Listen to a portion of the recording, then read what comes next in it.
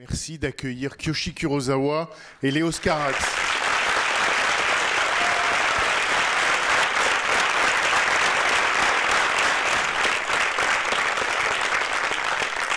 Bonjour Kiyoshi Kurosawa, bonjour Léos Carax. Un grand merci à vous deux d'être présents cet après-midi à la Cinémathèque française. C'est même le cas de le dire, dans la maison des cinéastes. Vous êtes évidemment les bienvenus ici. Peut-être en préambule de votre conversation, je peux simplement dire comment ce dialogue est né, de quelle idée. C'est-à-dire qu'en fait, au départ, nous vous avons, Léos Carax, lancé une invitation classique, c'est-à-dire on passait Mauvais Sang, et on vous a proposé de venir après la projection. Et vous nous avez dit d'accord pour parler, mais pas pour parler de Mauvais Sang. Et sur cette base-là, on a cherché ensemble la condition d'une rencontre. Et vous nous aviez dit, je voudrais ou je préférerais parler avec un artiste ou une artiste, un cinéaste ou une cinéaste. Et parmi les invités du festival, on vous a fait la proposition de Kiyoshi Kurosawa. Et c'est vrai que tous les deux, vous avez accepté en revanche cette forme-là, ce dispositif-là, cette rencontre, tout de suite.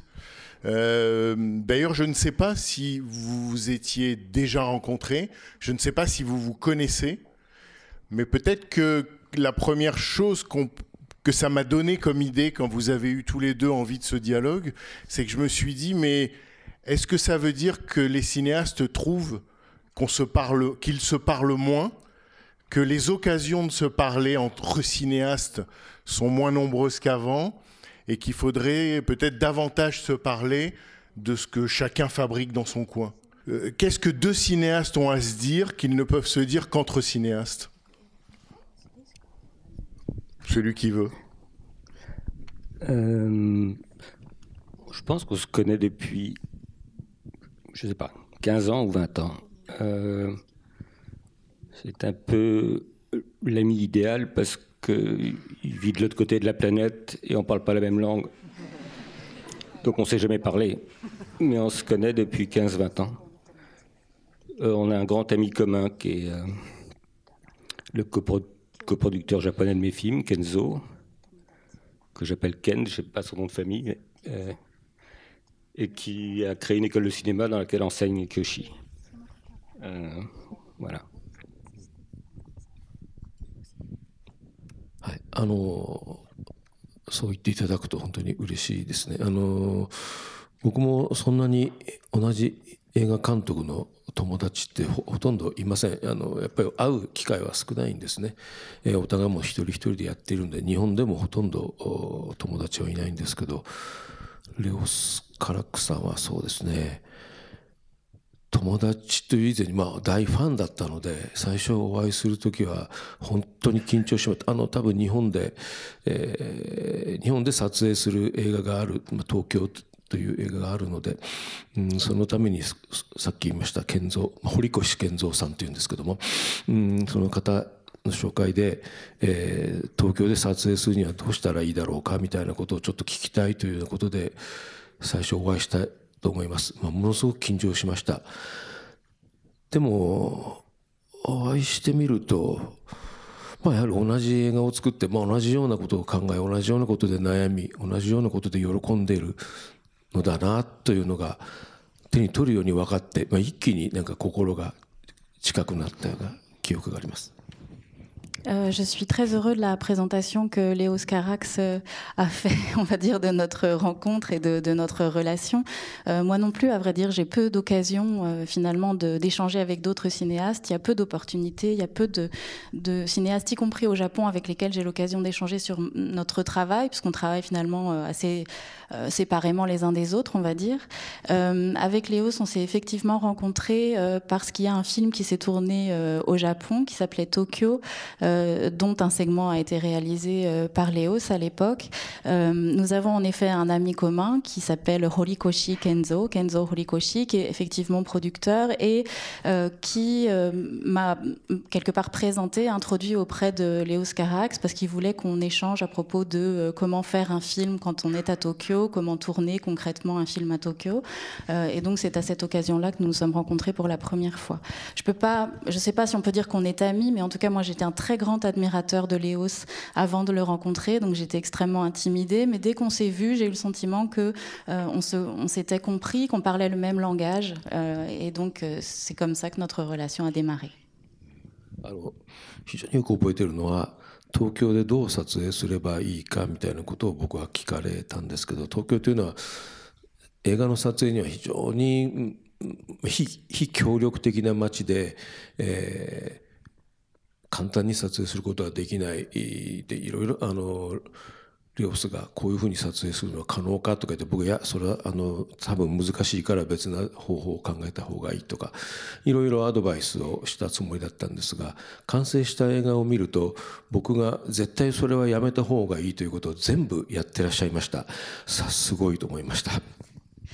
Et donc, dans nos échanges concernant la possibilité ou pas de tourner à tel endroit à Tokyo ou de faire telle ou telle chose au cours d'un tournage à Tokyo, Léos m'a demandé, et ça par exemple, est-ce que c'est possible? Et moi, je lui ai quand même très souvent répondu, non, ça va être difficile, parce que Tokyo est une ville qui n'accueille pas, en tout cas ne coopère pas facilement au tournage de cinéma. Or, une fois que j'ai vu le film terminé, je me suis rendu compte que Léos avait fait absolument tout ce que je lui avais plus ou moins dissuadé de faire, et donc je me suis dit là qu'il avait vraiment une force incroyable. Oui, je me rappelle ça. Non, ça fait en dehors du talent de Kyoshi, ce que je lui envie, c'est le nombre de films qu'il a fait. Il y a comme ça, comme les cinéastes qui étaient là il n'y a pas longtemps, Hong Sang-soo ou Kyoshi font des films, il me semble qu'ils font des films tous les ans au moins.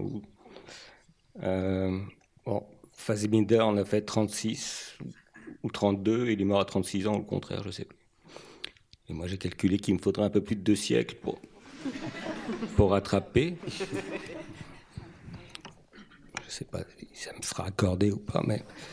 c'est ce truc de cinéma, de vrais cinéastes. En fait, je pense que les vrais cinéastes sont ceux qui tournent tout le temps. Et surtout qu'il y a beaucoup d'écarts. Enfin, j'ai pas tout vu, mais il y a beaucoup d'écarts entre comment Kyoshi a commencé et où il en est aujourd'hui. Il y a beaucoup on pourrait dire, de périodes. そう言っていただくと嬉しいんですけど、多分、さっき東京の撮影の話をしましたけど、僕はやっぱり現実の中でうまく現実を利用して、現実に従ってここで撮っちゃいけないというところでは撮らないし、ここで撮っていいというところはそれを撮る、現実流れのに身を任せて撮ってきたから、撮ることができたんだろうと思います。ただ汚れたちの話はしたくないとしてあんまりしませんが、でも今僕は見ていたので、改めて思いますけど、それ以外の映画でも全部そうですけど、本当に現実と格闘していらっしゃる。現実がこうならそれを自分はどうするのか、それに絶対流されず、でもそれを撮ることによってその現実をどう見せるのか、本当に目の前にある俳優とか街とか自然、それと本当格闘してどうそれを見せるのかというので、苦心惨憺していらっしゃる、それがレオスさんのスタイルだと思うので、たくさんは撮れないでしょうけど、僕のように現実に流されてないっていうところが本当に感銘を受けます。やはり一本一本ものすごいハイクオリティの作品を撮ってらっしゃるんだなというのを改めて思いました。Je suis très touchée par ce que dit Léo. Cela dit, je crois que moi, si je peux tourner beaucoup, c'est aussi parce que, contrairement à lui, j'accepte quelque part de composer avec la réalité. J'accepte de faire en fonction des possibilités. C'est-à-dire, si on me dit, vous ne pouvez pas tourner là, je n'irai pas tourner à cet endroit-là. Et à l'inverse, j'essaye quelque part de suivre le flux, de me conformer, ce que Léos ne fait pas. Visiblement, il n'a pas tellement envie de parler de Mauvais Sang, mais cela dit, comme j'étais à la projection et que j'ai vu le film, j'ai envie quand même d'en parler un peu. Je trouve qu'il y a vraiment ce qui se sent, c'est cette volonté ou ce combat quelque part que Léos mène face à ce qu'il veut filmer, face à la réalité. Il essaye de ne pas se laisser emporter. Il y a ses acteurs, il y a les décors qu'il filme, les paysages qu'il filme, et à chaque fois on sent cette volonté de ne pas se laisser faire et d'essayer de trouver un moyen de filmer comme il le souhaite. Et donc ça, évidemment, c'est un combat, c'est parfois une altercation même avec la réalité. Et donc, en effet, il ne tourne sans doute pas beaucoup de films, mais par contre, chaque film a une qualité incroyable. Et donc, moi, à l'inverse, je le trouve très admirable pour ces raisons-là. Vous seriez d'accord pour dire que même si vous tournez peu de films, il y a parfois plusieurs films dans un de vos films?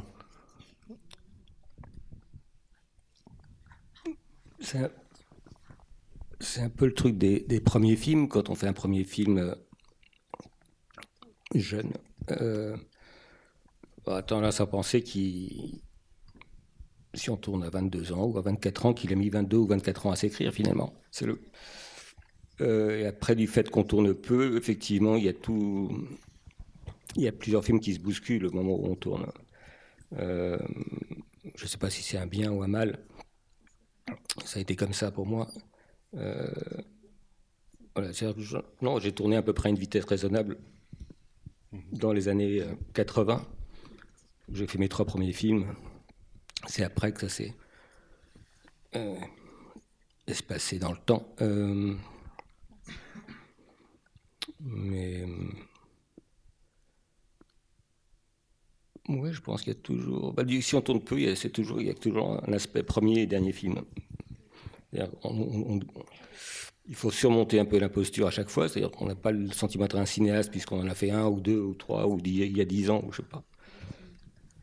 Si on a, en plus, j'ai pas fait d'études de cinéma ou des choses. Donc c'est toujours un bluff. On dit voilà, je sais faire ça ou ça, on sait pas faire grand-chose en fait. Et heureusement qu'il y a une équipe autour et des gens dans cette équipe qui sont extrêmement importants, c'est-à-dire que j'aurais pas pu faire du cinéma sans quelques rencontres qui ont eu lieu à 20 ans, mais qui après, il y a eu d'autres rencontres à 30 ans, d'autres rencontres à 40 ans, etc. Mais c'est toujours 2-3 personnes. Il n'y a pas besoin de beaucoup de monde, mais il faut trouver pour moi, il faut que je trouve ces personnes, sinon je peux pas faire. Mais je disais, peut-être qu'il y a plusieurs films dans un de vos films, parce que j'ai lu dans un entretien que Kiyoshi Kurosawa a donné. En fait, il s'est déjà entretenu avec un cinéaste avant vous. En fait, il y a eu avec Makoto Shinozaki, Kiyoshi Kurosawa s'est entretenu, ils en ont même fait un livre. Ils ont fait un livre d'entretien, c'est-à-dire un dialogue entre cinéastes. Et entre autres phrases, à un moment, Kiyoshi Kurosawa dit ceci: « Ma passion pour les films d'épouvante a abouti à une admiration inconditionnelle pour le cinéma lui-même. » C'est-à-dire que je me disais, quand on voit Mauvais Sang, quand on voit Cure, quand on voit Holly Motors ou Annette, quand on voit Cairo, on a le sentiment que, en fait, ce sont bien sûr des films. C'est un film qui raconte une histoire, mais c'est aussi presque des manifestes en faveur des puissances du cinéma. On a l'impression que ce sont des films et qu'en même temps vous filmez la machine cinéma, ou ce que Jean Epstein appelait l'intelligence d'une machine. Donc, est-ce que d'une certaine manière, vous avez l'un et l'autre peut-être conscience que vos films sont aussi des célébrations du cinéma, dans ce qu'il peut? Ça vient peut-être de l'époque, ça vient peut-être... je ne sais pas quel âge a Kiyoshi, mais on doit avoir à quelques années près le même âge. Donc... Moi, j'ai commencé à faire du cinéma, on commençait à parler de la mort du cinéma. Et puis, j'entends parler de la mort du cinéma tout le temps. chaque étape, quand on passe au digital, quand arrivent les plateformes, quand arrive la mort des salles, la mort du cinéma. Et donc je suis né là-dedans, je suis né au cinéma avec la mort du cinéma. Donc il a fallu s'en débrouiller et c'est, au lieu de voir ça comme une chose morbide, je l'ai pris comme un enjeu, un défi, une excitation. De toute façon, à chaque génération, il faut réinventer la force du cinéma. Donc, voilà, on est juste apparu à ce moment-là, quoi, de cette histoire.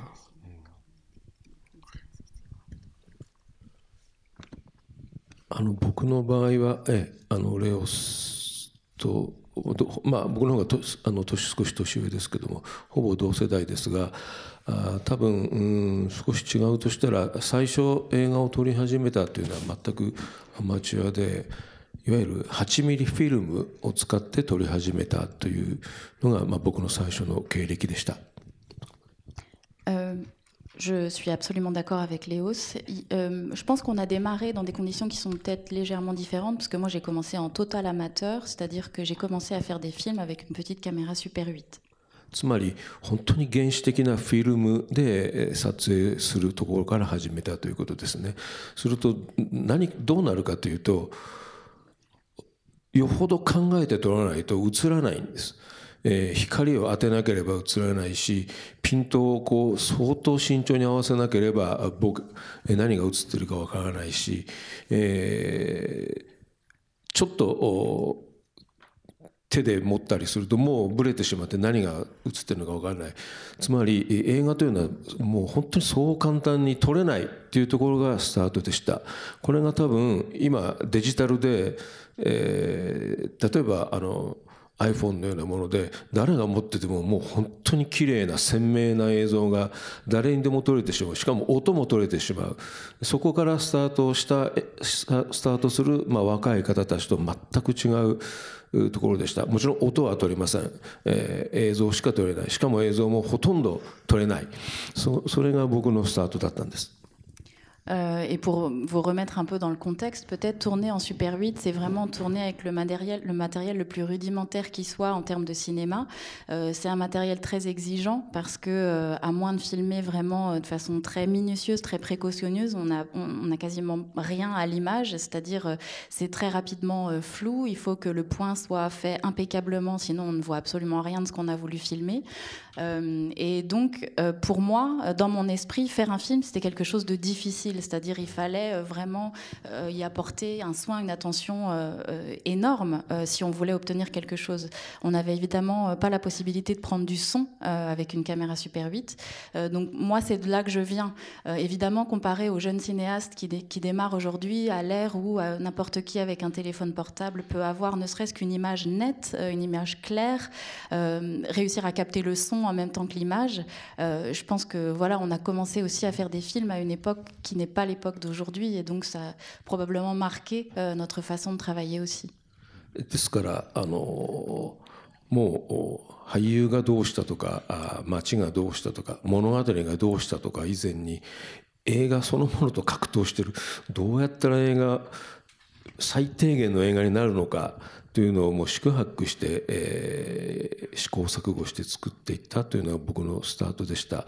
ただその後だんだんプロフェッショナルになりデジタルも普及し、何もそんなこと考えなくても回せばなんとかあまり深く考えなくても映画は非常にスムーズに起動するということを知って、何本もフィルモグラフィーを重ねたんですが、やっぱりレオスさんの映画を見ると、いや映画っていうのはやっぱり格闘、まず映画そのものと映画のシステムそのもの、映画そのものと格闘するとこから始めるべきなんだよなというのを改めて思い起こさせました。Donc avant même de pouvoir penser aux acteurs, à la direction d'acteurs, à l'intrigue, à l'histoire, moi il a vraiment fallu que je m'attarde sur la technique à proprement parler. Et donc c'est vraiment de là que j'ai démarré, c'est-à-dire quelque part avec une notion d'artisanat, de comment faire une image. Et puis après, au fil des années, bien sûr, la technologie s'est améliorée. Et donc j'ai compris que notamment avec l'arrivée du numérique, on pouvait tourner beaucoup plus facilement. Et c'est peut-être aussi ce qui m'a permis finalement de faire beaucoup de films. Mais quand je vois les films de Léos, à chaque fois je me dis mais en même temps le cinéma c'est aussi ça, c'est aussi se battre pour quelque chose, c'est aussi investir suffisamment avec beaucoup de conviction. Et donc en revoyant son film encore aujourd'hui, j'ai été touchée à nouveau par ça. Merci. Oui, alors que moi je connais rien à la technique.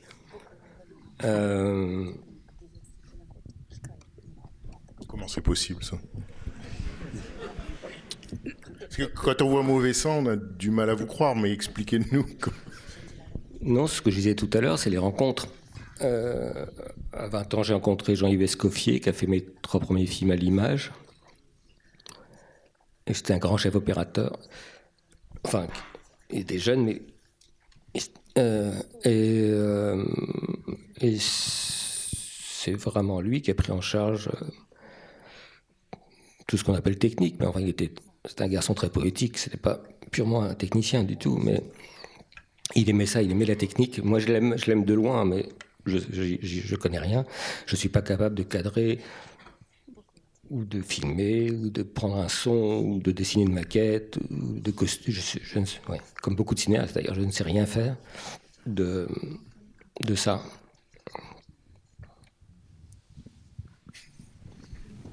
いや、それでこれっていうのはやっぱりすごいですよね。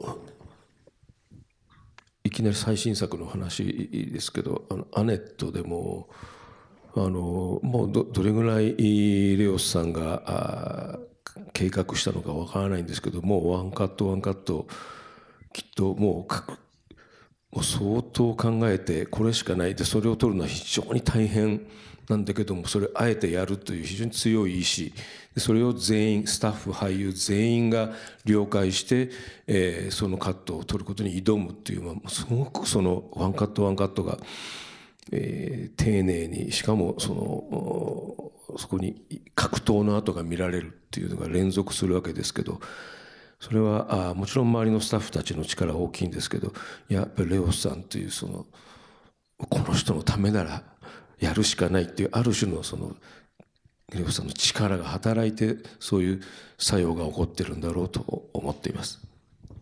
Je suis impressionnée, d'autant plus impressionnée parce que réussir à faire des films comme ça, quand visiblement on ne maîtrise absolument pas la technique du cinéma, c'est d'autant plus impressionnant. Là, ça me fait penser à Annette parce que c'est le dernier film que vous avez fait. Et vraiment, je trouve que quand on voit Annette, je ne sais pas à quel point vous êtes investi, par exemple, dans la composition de chacun des plans, etc. Mais quand on voit chaque plan est si minutieusement filmé, préparé, je me dis qu'évidemment, il y a une équipe, mais il y a aussi votre volonté qui est extrêmement forte, qui s'impose auprès de l'équipe. Quelque part, je pense que l'équipe se dit pour lui, on est prêt à le faire. Et donc cette force-là, je pense que quand même, elle irradie, elle irrigue la totalité du film. Et ça, en tant que cinéaste, c'est une force très importante. Merci. Moi, je le vois plus, encore une fois, comme des rencontres. Et l'importance, je reviens là-dessus, c'est l'importance des rencontres au cinéma. Ou dans la vie d'ailleurs, mais il y a un côté évidemment miraculeux des rencontres. Qu'est-ce qui fait qu'on rencontre à telle période de sa vie la personne, si on a de la chance évidemment, ou je ne sais pas si c'est de la chance ou si c'est... qui va vous emmener vers là où vous ne savez même pas que vous voulez aller d'ailleurs. Mais il m'a semblé que dans ma vie, en tout cas j'ai que la mienne en exemple, ces rencontres ont lieu quand il faut. Quand elles n'ont pas lieu, on est en panne ou il se passe quelque chose qui ne va pas dans la vie. Mais si on a un vrai projet, c'est-à-dire une chose, c'est quoi un projet? C'est très étrange d'avoir un projet. À la fois une chose dont on ne peut pas se passer, mais dont on ne sait pas du tout ce qu'elle est. C'est quelque chose c'est un chemin qu'il faut prendre. Et si on trouve si on a ce chemin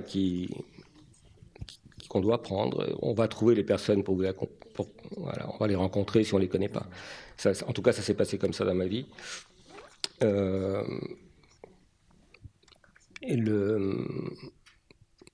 Après,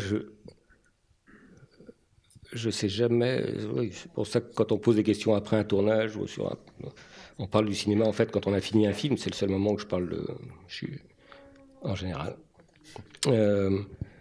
Et il s'agit de se rappeler on vous demande comment vous avez fait ci ou ça ou ça. C'est pas que je veux pas en parler, c'est que je me souviens pas. Je me souviens pas. Parce qu'il y a une chose assez naturelle et organique. Même si le cinéma la technique est assez enfantine au cinéma. Elle est complexe, sans doute, mais elle est très enfantine. Elle a été établie il y a plus d'un siècle et elle n'a pas tellement bougé. Donc, c'est un solfège assez simple avec quelques notes et on joue avec ces notes.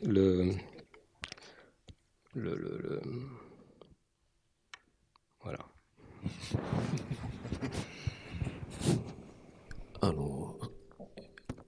やっぱ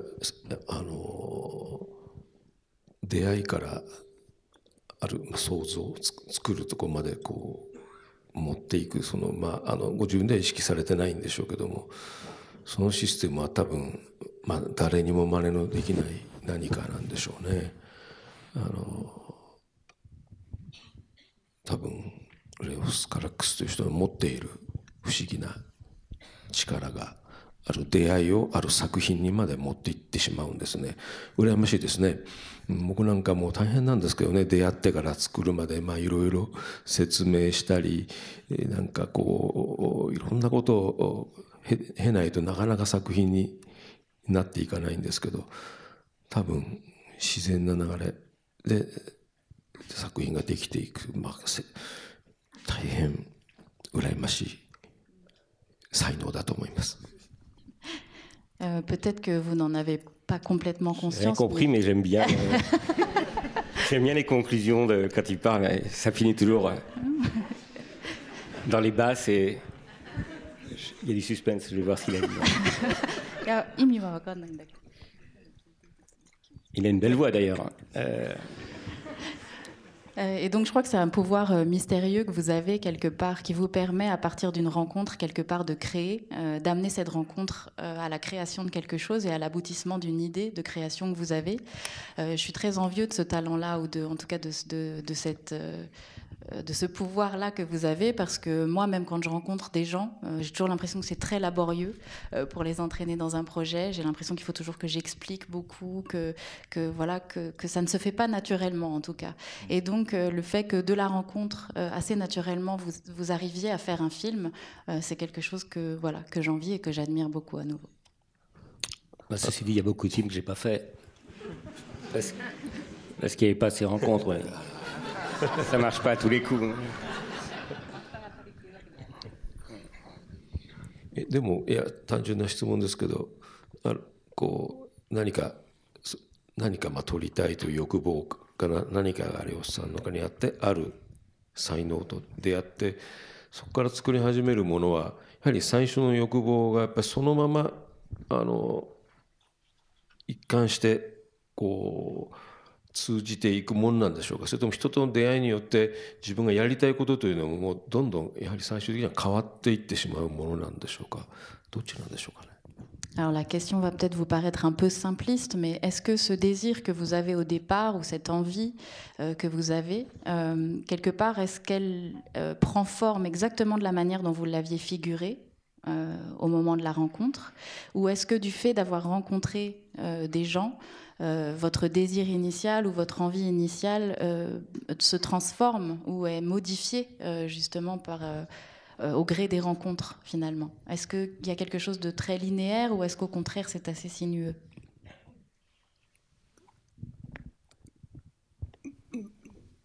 Dans la mesure où ce chemin ou un projet, c'est pas du tout ni un rêve qu'il s'agirait de reproduire. Enfin, c'est pas quelque chose même d'écrit. On écrit des scénarios évidemment pour avoir de l'argent, etc. Mais ce qui est un projet, c'est donc il n'y a pas.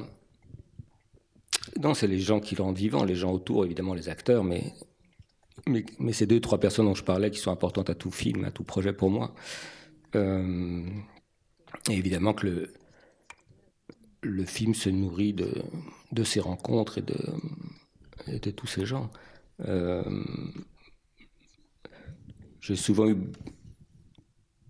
Mes films ont eu des longs temps de préparation, pas toujours parce que j'en avais besoin, mais parce que très souvent on ne trouvait pas l'argent, donc ça nous donnait... Le dernier film, Annette, par exemple, c'est 7 ans entre le moment où j'ai le projet et pour trouver l'argent. Donc pendant 7 ans, on a le temps de faire beaucoup de choses. Et on le fait, et on est accompagné. D'ailleurs, c'est 7 ans, mais j'avais déjà l'acteur principal, puis j'avais 2-3 personnes, Caroline à l'image. Enfin, donc on travaille, en travaillant, évidemment, tout ça évolue.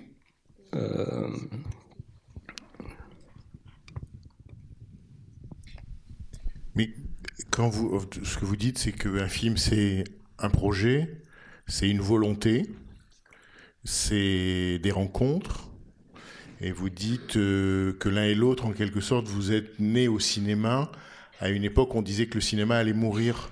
Et vous disiez, Léos Carax, qu'il faut sans arrêt réinventer le cinéma. Donc peut-être que, même si la technique n'est pas le fort du cinéaste, on peut se dire que pour l'un et l'autre, l'enjeu principal est dans ce mot valise qui est mise en scène.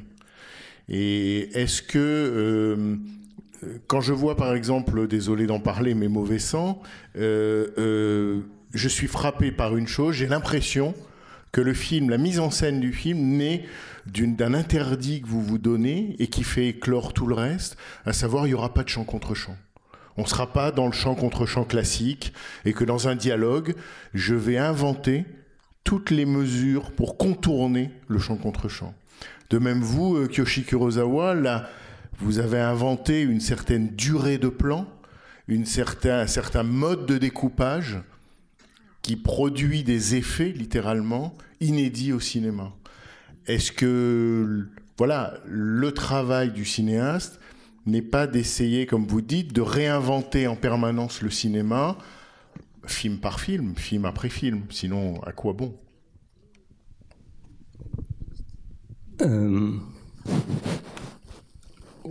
Oui, c'est retrouver l'enfance de l'art, ou la force de l'enfance.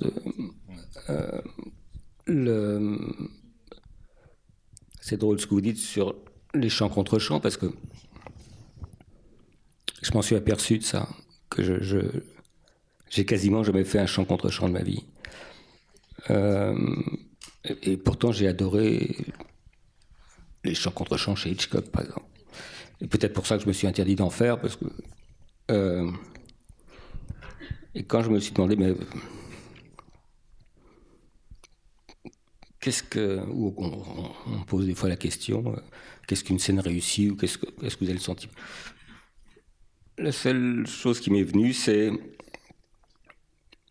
Et on le sent sur le tournage, on le sent...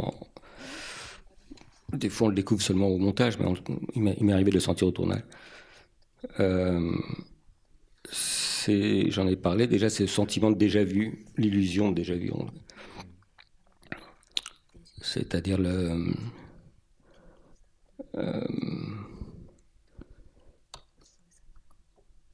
ça m'est arrivé. Voilà. Et quand ça m'est arrivé, j'ai eu le sentiment que c'était après ça que j'étais. C'est-à-dire inventer quelque chose qu'on aurait déjà vécu, finalement. Et ça arrive et ça... alors là, on se dit vraiment, j'ai bien choisi, on a l'impression d'être très, très fort, enfin, d'être très, très maître de ce qu'on fait. J'ai bien choisi l'actrice, l'acteur, la lumière, le cadre, l'angle. Comment ça se fait que c'est... Mais c'est pas comme ça que ça s'est passé, évidemment. C'est pas de technique, disons. C'était venu bien avant. Ça veut dire qu'on a bien travaillé à un moment ou à un autre. Enfin, en groupe, je veux dire. Et je me rappelle parce que le déjà-vu était important pour moi, parce que j'ai arrêté l'école tôt, mais j'ai une année de philo et on a vu un truc sur le déjà-vu.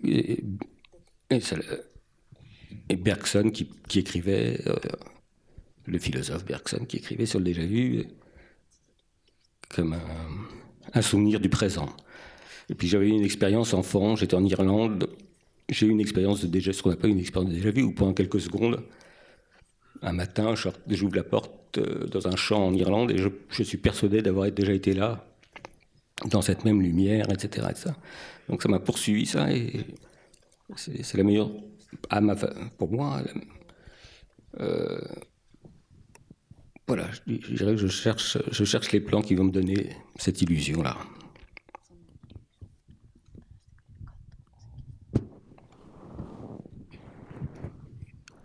そうか、多分僕の場合は、僕も別に映画学校で映画を学んだわけではないんですけど、本当に映画好きなもの映画以外ほとんどなくて、映画ばかり見て映画のことばかり考えて、趣味として8ミリ映画を作るみたいなとこから始まったので、ほとんどの経験、素晴らしい経験は映画を見ること、あの映画を見た、この映画を見たというところからしか来ていないような気がします。De mon côté, comme Léo, je n'ai pas étudié le cinéma, je n'ai pas fait d'études, je n'ai pas appris à faire du cinéma, on va dire. En revanche, j'ai toujours beaucoup aimé le cinéma et aussi loin que je m'en souvienne, j'ai vu des films. J'ai vraiment vu énormément de films et quelque part, c'est au fondement de toutes mes expériences parce que j'ai le sentiment que toutes les joies que j'ai ressenties sont souvent rattachées à un film que j'ai vu, par exemple. Et en tout cas, le cinéma est très fondateur dans mon expérience. 自分の人生は多分本当に平凡なつまらないものなんだろうと思うんですけども、見た映画はやはり素晴らしい映画を数多く見たということははっきり記憶しております。Et je pense que ma vie, en soi, est une vie assez ordinaire et finalement peut-être assez ennuyeuse, mais par contre, les films que j'ai vus ont été passionnants. Et donc, c'est dire l'apport du cinéma dans ma vie. だから多分、その素晴らしい映画、なんとかそれに追いつきたい、その真似をしたい。だから僕自身はきっとアーティストとか作家というより完全に職人だろうと自分のことを思っています。素晴らしいものがあって、なんとかそれとそっくりな真似を 100% 真似ることはできないんですけど、一歩でもそれに近づきたい。近づくにはどうしたらいいんだろうと考えながら映画を作っていく。少しでも近づけたら、それが自分にとっての喜びであるというようなことが多分僕が映画を作っていく基本にあるんだろうなと思っていますね。Et je crois que si je fais des films, c'est précisément pour pouvoir essayer de me rapprocher de ce que je trouve si beau dans le cinéma. Et mon amour du cinéma, quelque part, me donne envie de reproduire. Alors, je pense que je n'y arrive pas toujours, mais en tout cas, peut-être soit d'imiter ou en tout cas d'essayer de me rapprocher le plus possible de l'objet, on va dire, de mon admiration. Et donc, c'est cette admiration du cinéma qui me pousse sans cesse à continuer à faire des films. ただ何とか経験していくうちにすごい映画なんだけど、その真似だけは絶対やめた方がいいなというのはだんだん分かってくるんですね。その代表はやっぱりヒッチコックです。すごいけどこの真似をしたら絶対失敗する、なぜか分かんないですけど近づくところか真似をしたらどんどん遠ざかってしまうという、もうそういう憎たらしい作品もまだとか監督もまだいるんです。これが危ない、要注意なわけですね。Alors bien sûr, il y a aussi des films qu'on n'a pas envie d'imiter, et puis il y en a d'autres qu'on ne se risquerait pas à imiter, tant ils sont impressionnants et superbes. Et je pense que le cinéma de Hitchcock, c'est un peu ça, c'est-à-dire je pense que je m'y essayerai pas parce que je redouterais trop, évidemment, parce que c'est pas possible quelque part, c'est trop magnifique. Et donc il y a aussi des films avec lesquels il faut faire attention, c'est-à-dire on peut pas essayer de s'y frotter aussi facilement que ça. Mais ce que vous décrivez l'un et l'autre, c'est-à-dire le rapport à Hitchcock ou au cinéma, le cinéma, c'est-à-dire que finalement, pour être les cinéastes que vous êtes devenus, vous avez aussi été de très bons spectateurs. On a comment dire, là aussi, vous avez l'un et l'autre, vous êtes venus au cinéma et vous avez vu des films. début des années 80, une cinéphilie active et qui correspondait aussi à un moment où le cinéma était photochimique.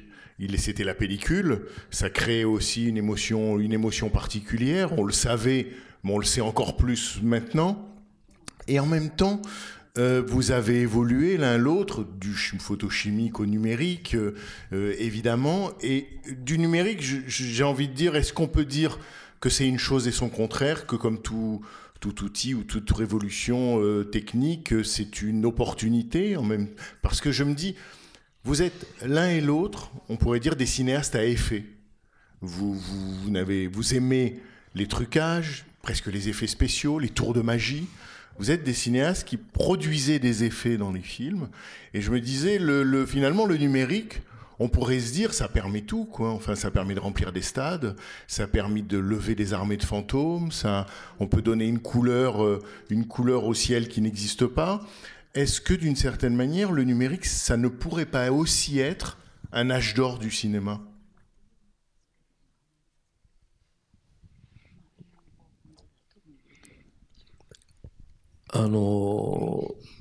それは理論上その通りだと思います。デジタルで、思ったような映像が撮れるということは映画の素晴らしい時代が来てることは間違いないと思うんですが、そう簡単ではないところがこの映画の怖いところで、さっき言いましたけど、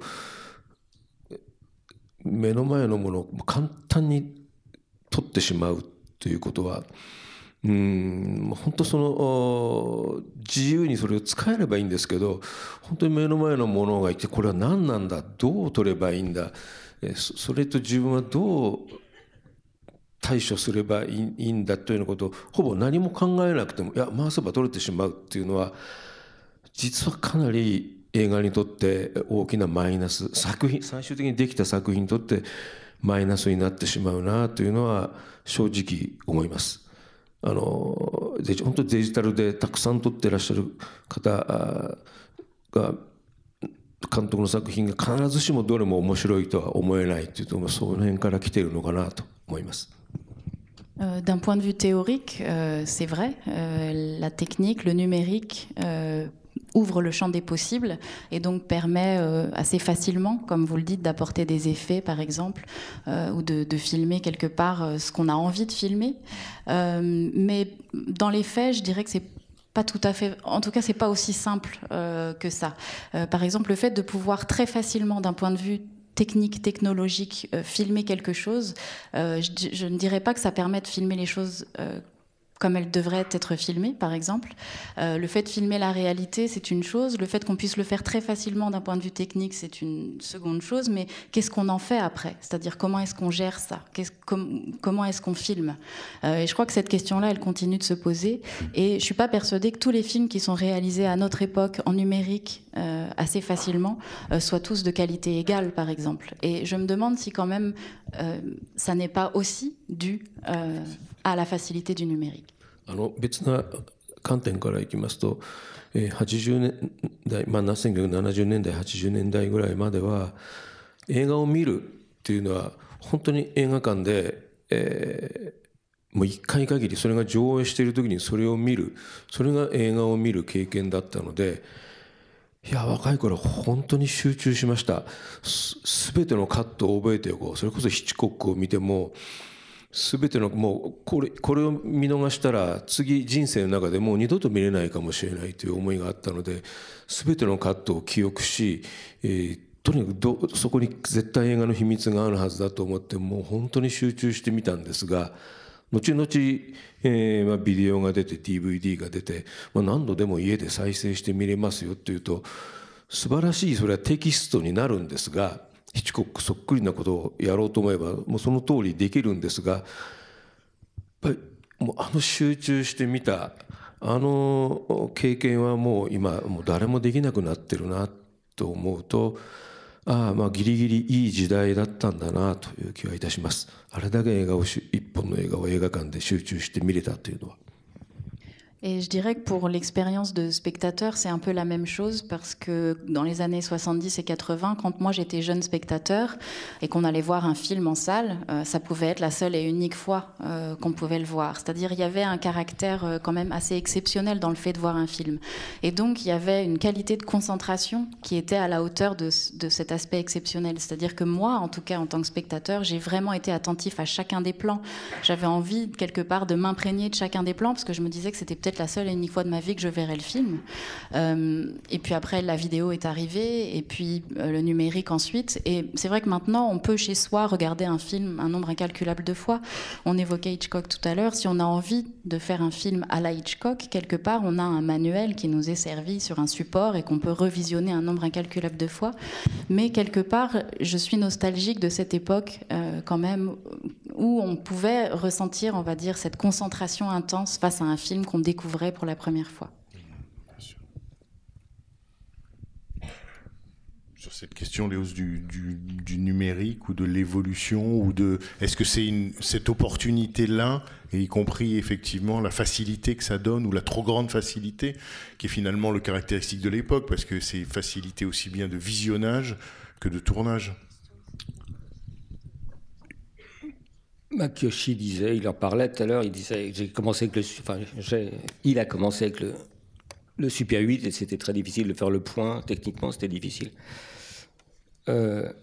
J'ai beaucoup aimé le Super 8 aussi, mais c'est toute l'histoire du cinéma qui est comme ça. Le cinéma, génération après génération, perd du pouvoir. C'est-à-dire que quand le cinéma est passé au son, quand il est sorti de l'ère muette, disons, il y a des cinéastes qui se sont suicidés, ils savaient plus faire, ils savaient pas faire. Après, quand la couleur est arrivée, il y a eu une tristesse d'avoir perdu le noir et blanc. C'est difficile d'y revenir parce que c'est faire signe d'une espèce de nostalgie étrange que de revenir en noir et blanc, ou au cinéma muet encore plus, etc. Donc, à chaque fois qu'on perd comme ça, on perd de l'enfance, ce qu'on appelle l'enfance de l'art, il faut retrouver de la force ailleurs et essayer de retrouver l'émerveillement. Et à vrai dire, on peut le retrouver avec n'importe quelle caméra, n'importe quelle technique. Voilà. Moi, le digital, je peux pas dire que j'aime ça, mais disons que quand ce chef opérateur dont je parlais, Jean-Yves Escoffier, avec lequel on avait tourné 3 films dans les années 80, quand il est mort, j'ai pensé, je ne retournerai pas à la pellicule, quoi. J'ai fait de la pellicule avec Jean-Yves, et en quelque sorte, heureusement que le digital est là, parce que comme ça, je passe à quelque chose que j'aime pas, et je vais essayer de faire quand même. Puis ça m'a apporté plein de choses, parce que le premier film, c'était justement à Tokyo, dont on parlait avec Yoshi, un film qui s'appelait Merde, à Tokyo, et j'ai décidé d'essayer du digital, j'ai pas envie de voir les rushs, donc en ne voyant pas les rushs, j'ai été beaucoup plus vite, ce qui a amené une autre façon de faire. Et tous les films que j'ai fait, enfin tous les films, les 2 films, ou je sais pas combien j'en ai fait depuis, 2 je crois, n'aurait pas été possible si j'avais essayé de les... La pellicule, c'était tellement sensible et c'était tellement beau qu'on pouvait... Et moi, tous les soirs, je voyais les rushs et je voulais les refaire le lendemain. Donc mes tournages s'étalaient sur des semaines et des mois et des années des fois. Et le digital m'a remis à l'économie.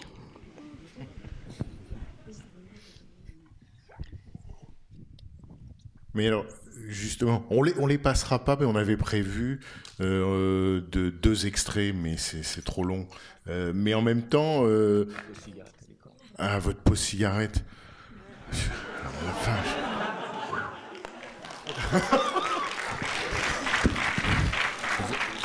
Léos, vous voulez pas fumer ici? On vous attend. 日本でこう雑誌とかの対談とかをやっても必ずこのタイムが挟まりました。Quand Léos vient au Japon et qu'il répond à des interviews pour la presse ou voilà, qu'il fait des entretiens comme ça, il y a toujours ce moment aussi. La pause cigarette intervient toujours à un moment ou à un autre. Mais je dois dire qu'il m'avait prévenu mais j'espérais que on puisse retarder l'échéance. Voilà. で多分残された者たちがいつも話題にするのは彼必ず帰ってくるよねってこのまま家に帰っちゃったりしないよねっていうのを必ず話題にしてました。 Et à chaque fois que ça se produit, ceux qui restent, en général, s'entretiennent en disant « mais il va revenir, hein, il va pas repartir chez lui, il va pas en profiter pour s'en aller ». On va profiter de son absence pour que je raconte juste une anecdote, toujours dans les mêmes entretiens avec votre ami cinéaste, et c'est en rapport avec ce que vous disiez sur l'amour des films.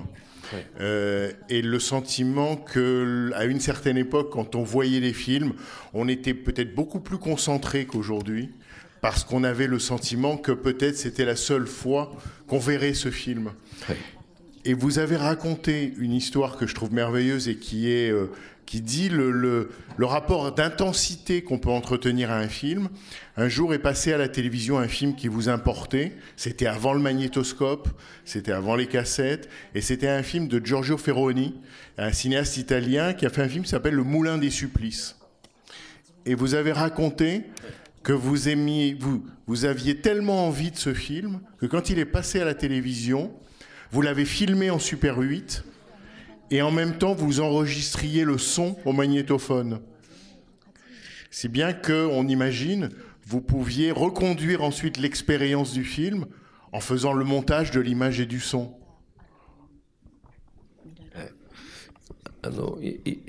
やりました。その通りです。ただ8ミリフィルムですから3分ちょっとしか撮れないんです。映画はこうテレビでやってるわけですけど止まってくれないので僕は一回映画館でその映画見てるんですけど必ず次にすごいシーンが来る絶対来るはずと信じて回すんです。あ違ったとかCM が入っちゃったとかだから時々取り逃したりするんですけどとにかくいいところをダイジェスト的に絶対に取り逃さないように数秒前から回すということをやってましたね。で3分何十秒の間に1本分のいいところを全部収めるっていうことを頑張ってやってました。 J'ai effectivement fait ça. J'avais vu le film une fois en salle, donc je savais qu'il y avait des moments que je voulais absolument garder, parce que quand on filme en Super 8, on a 3 minutes de pellicule, un peu plus de 3 minutes, et donc on ne peut pas tout filmer d'un tenant, parce que le film, quand il passe à la télévision, il ne s'arrête pas. Donc j'essayais de me souvenir quel moment je voulais absolument avoir, et je ne filmais que ces moments-là pour être sûre de les avoir, et puis parfois je ratais, donc soit je perdais quelques secondes, soit c'était pas le bon moment, soit il y avait la coupure pub, mais j'ai essayé comme ça à chaque fois de rentabiliser au maximum les 3 minutes de pellicule que j'avais pour être sûr au moins d'avoir tous les moments les plus importants du film. ただすごくそれを特殊な体験のように語ったかもしれませんけど多分当時の映画好きで8ミリカメラを持ってる人は必ずみんなそれをやっていると思います。自分の大好きな映画をとにかく3分何秒の間にこう収めてカメラで撮るというのをテレビのブラウン管を必ずやってると思いますね。 Alors peut-être que j'avais raconté ça comme si c'était quelque chose d'exceptionnel, mais à l'époque, je pense que, en tout cas, quand on aimait le cinéma, c'était quelque chose d'assez commun. C'est-à-dire si on avait très envie de voir un film qui passait à la télévision et qu'on avait une caméra Super 8, en général, c'est ce qu'on faisait. On filmait sur ces petits temps de 3 minutes et quelques secondes. Je ne pense pas du tout être le seul à l'avoir fait. Je crois qu'à l'époque, c'était une pratique assez courante. ただいろいろ思い出してきましたけどこういう経験もよくしました。それをやると映画館で見た時のもう本当集中して見た時にすごいワンカットがあったわけですね。でそれを、その後その映画がテレビでやるというとテレビで、放映される時にそのすごいワンカットをとにかく8ミリで撮ろうと思ってそのすごいワンカットがそろそろ来るっていうところで、回してそのワンカットを撮るわけです。ところがそうやって回して後で見てみるとワンカットじゃないんですね。5カットぐらいに分かれてる。じゃあ僕の頭の中にあるこのすごいワンカットは一体何なんだろう。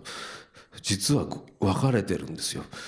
こういう経験を何度かしました。だから頭の中であれだけ集中して見ていたはずなのに作ってるんですね、自分の頭の中で違う映画を。これは愕然としました。そういう経験は何度もしました。Il y a plein de choses qui me reviennent maintenant, mais je me souviens par exemple d'un plan que j'avais vu au cinéma où j'étais persuadée que c'était un plan séquence, un plan incroyable, vraiment un plan séquence incroyable. Et donc quand le film passe à la télévision, je me dis il faut absolument que je filme ce plan-là. Et donc je le filme, et quand je le revisionne, je me rends compte qu'en fait c'est pas un plan, mais c'est 5 plans qui ont été montés. Et donc je réalise 2 choses. D'abord que je me suis refait le film quelque part dans la tête, et surtout que j'ai beau avoir été extrêmement concentrée, avoir un degré de concentration maximal, malgré tout, quelque part, je n'ai pas réussi à déceler ça. Et malgré tout, surtout, le plan me déçoit parce que j'étais persuadée que c'était un plan séquence, alors qu'en réalité, c'était plusieurs plans montés. Et vous voyez, il est revenu. Ouf. Il nous avait tout raconté. Il nous a dit que vous faites tout le temps comme ça. Juste avant l'interlude, j'allais dire qu'en fait, on avait prévu ensemble de montrer un extrait de Merde, c'est-à-dire un extrait du film japonais de Léos Carax, et un extrait de Merde. Un extrait de Merde. Et un extrait du Secret de la Chambre Noire, qui est un extrait du film français de Kiyoshi Kurosawa. Mais là, le temps va nous manquer, et c'est mieux peut-être de rester ensemble. Simplement, tout le monde pourra faire l'expérience, s'il le veut, de regarder les 2 extraits qu'on avait prévus, parce que c'était très simple. C'était dans les 2 cas, les 5 premières minutes du film. L'entrée progressive du film et du personnage dans une certaine banlieue française filmée par vous, et bien sûr l'avènement filmer Tokyo dans un panoramique, et l'avènement de Merde qui surgit, la créature des égouts qui surgit et qui descend les Champs-Élysées de Tokyo. Je me disais, et je les avais choisis avec vous entre autres pour vous demander une chose, parce que ça me frappe dans un cas et l'autre, dans les 2 cas, c'est finalement un mode d'entrée dans une ville. Chez vous par infiltration lente, et chez vous par effraction. Et je me disais, qu'est-ce que c'est important, la manière dont ça commence un film? Et comment on sait qu'on veut commencer comme ça, ou qu'on a trouvé comment on veut commencer? L'exemple le plus spectaculaire, c'est le début des films de Samuel Fuller. Samuel Fuller, j'allais dire en journaliste, tant qu'il n'avait pas la première ligne ou la séquence choc qui lui permettrait d'ouvrir son film, d'une certaine manière, il ne le commençait pas. Donc, comment on sait qu'on a trouvé comment commencer?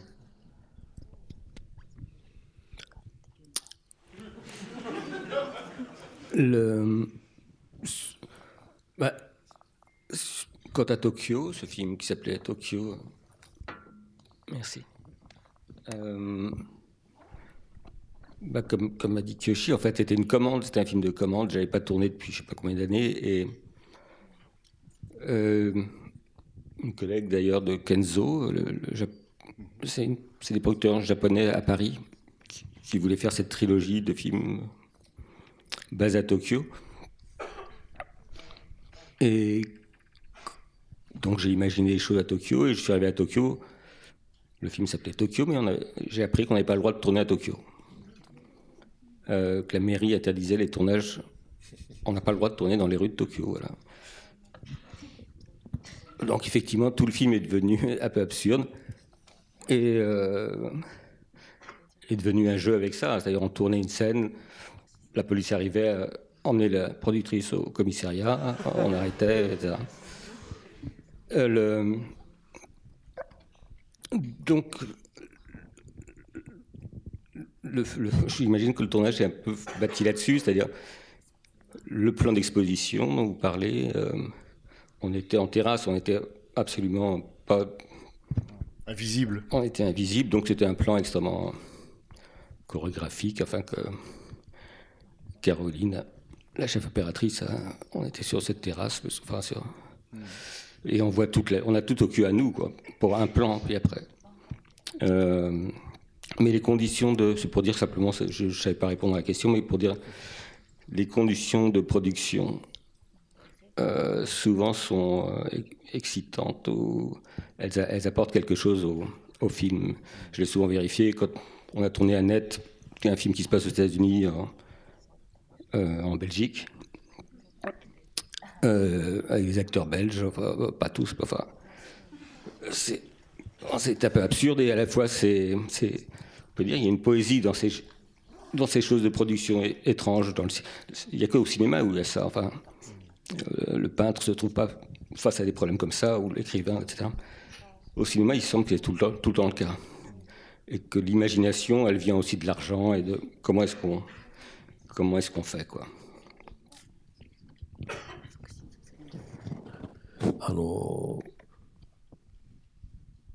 映画の冒頭は大変、それを説明するのは大変難しいんですよね。ある種の説明、これからこういう映画が始まりますよという説明も必要でしょうし、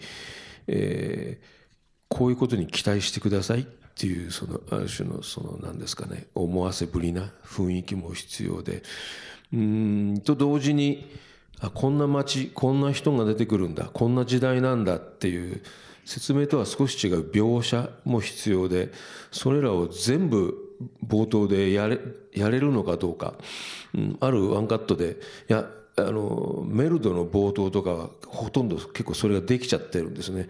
ゴジラの音楽が流れたりして、これからこんな映画が始まるんだっていう、もう非常にそれが的確にほぼワンカットでできちゃってるんですけども、なかなかそれを冒頭からやるっていうのは大変難しいことで、いつも悩みます。Trouver le début d'un film, c'est extrêmement difficile, en tout cas pour moi. C'est à la fois ce qui va permettre au spectateur, quelque part, d'entrer dans le film, en effet, c'est-à-dire de comprendre de quel genre de film il s'agit, à quelle époque il se tourne, dans quel environnement, avec quel type de personnage, etc. Donc c'est une forme de mise en condition, quelque part. C'est aussi le moment où le spectateur commence à avoir des attentes par rapport au film, c'est-à-dire, quelque part, on lui présente des choses pour susciter son envie, susciter son désir en tant que spectateur. Donc c'est toujours un moment assez crucial, et puis en même temps c'est aussi le moment où on doit comprendre en effet le contexte quelque part. Je trouve que Merde le fait extrêmement bien parce que dans ces 5 premières minutes on a la musique de Godzilla, donc on sait assez vite finalement dans quelle ambiance on va se trouver, et je trouve que de ce point de vue là les 5 premières minutes de Merde sont vraiment extrêmement réussies, et je le trouve d'autant plus parce que je sais à quel point que c'est difficile justement de démarrer un film quelque part.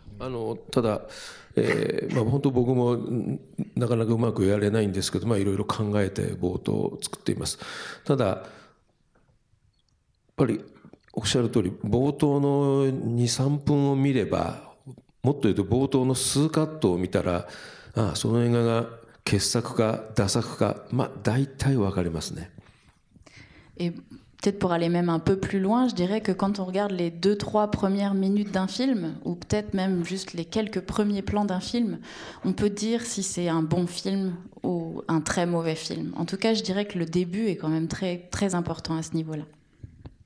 Et effectivement, le début de Merde et l'expression même de ce que vous disiez, c'est-à-dire on a l'impression que comme le personnage, le film met les pieds où il veut. C'est-à-dire que littéralement, il va là où c'est interdit. Parce qu'on imagine qu'en grande partie, le grand plan séquence de Merde descendant, c'est Ginza ? Je crois, le quartier du... on se doute bien que là, il n'y a pas d'autorisation et qu'il y a un mélange, j'ai envie de dire, d'acteurs presque dans le coup, qui sont dans le coup, dans le complot, et puis les autres, ils sont au spectacle un peu sidérés, quoi. はい、日本映画ではにはありえないショットでした。僕はさっき言いましたけど、それ見た瞬間唖然としました。いや、これこそやっちゃいけないことをこの人はついにやってしまったんだ。でもそれで何かとっても痛快でしたね。日本映画ってなんて狭い中で自分を規制していたんだろう。やればできたんだっていうすごく爽やかな気にもなりました。Ben oui, comme on l'évoquait tout à l'heure, je crois que vraiment c'est un plan qui était absolument inconcevable dans le cinéma japonais. Or, Léos l'a fait. Et quand je l'ai vu, j'ai vraiment été totalement abasourdie par le plan. Et en même temps, ça a été d'une très grande fraîcheur parce que je me suis dit, ben voilà à quel point le cinéma japonais se restreint lui-même, se contraint lui-même, alors que c'est possible. Et donc voir ce plan, ça m'a vraiment apporté cette bouffée d'air frais. Je vous rassure, depuis la France aussi. C'est-à-dire, quand on a vu le plan, en tout cas, moi, je me suis dit, tiens, c'est la version hard rock du Herald Tribune de À bout de souffle sur les Champs-Élysées. Mais la version un peu speed, quoi.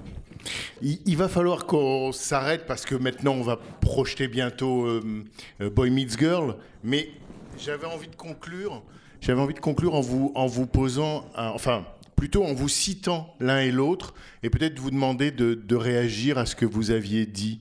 Il y a une vingtaine d'années, Kiyoshi Kurosawa, vous avez dit ceci: il est si difficile de montrer ses films aux autres.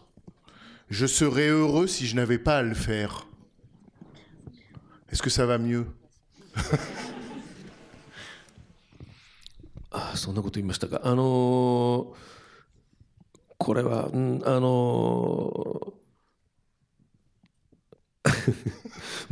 のすごく自分勝手商業映画を監督するものとして絶対言っちゃいけないことだと分かっているんですが、聞かれたんで言いますけど、自分の映画を人に見せたくないというわけではありませんが、できたら気に入ってくれる人だけが見てもらいたい、それだけです。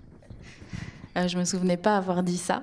Et je sais pas si je peux vraiment faire cette réponse alors que je suis un réalisateur qui fait des films assez commerciaux aussi et qui sortent en salle, etc. Mais je crois que c'est pas tant que j'ai pas envie de montrer mes films en général, c'est que je voudrais qu'ils ne soient vus que par des gens qui les aiment. C'est tout.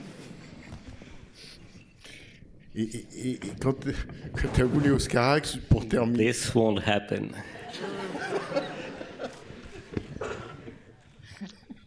Juste pour terminer, peut-être vous auriez un commentaire sur cette phrase de vous. Il faut toujours se préparer au pire et à l'inespéré. C'est en cinéma et dans la vie? C'est ce que je crois, oui, je suis d'accord avec ce que je dis. C'est une forme à la fois de résistance. Et rester ouvert malgré la résistance, c'est-à-dire résister à beaucoup de choses, mais pas se fermer si possible à l'inespéré.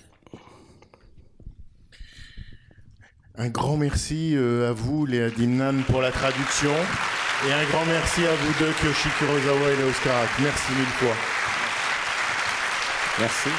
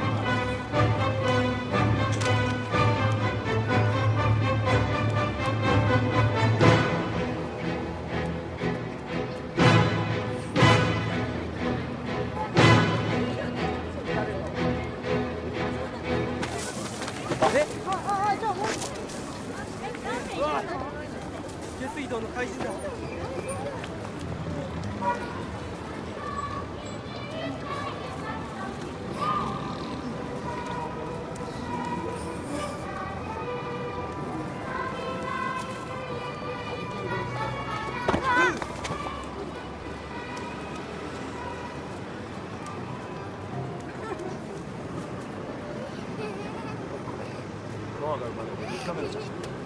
おい、捕まえろ、捕まえろ。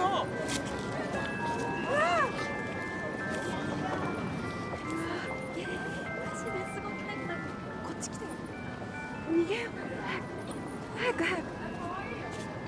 警察呼んで早く。